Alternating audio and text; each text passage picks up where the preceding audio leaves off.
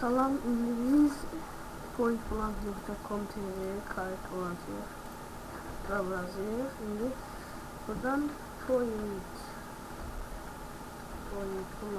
3 enter kayıt ol pointblank.com buradan ipuç değerdir. Mesela şimdi nokta Abbasov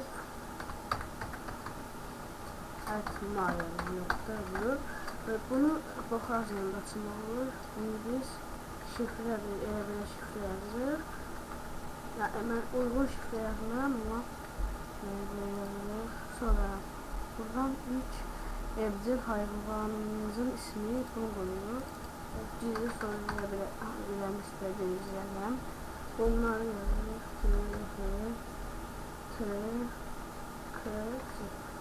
Sonra burada kullanılan koşullarını gizlilik fotoğrafı ve hile şartnamesini kabul ediyor.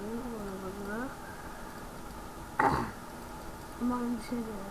Bunlar şifreler yazmamışım diye. Bunu buraya koyma. Halinde oldu. Sonra buradan kabul ediyor. Ne yapalım hani?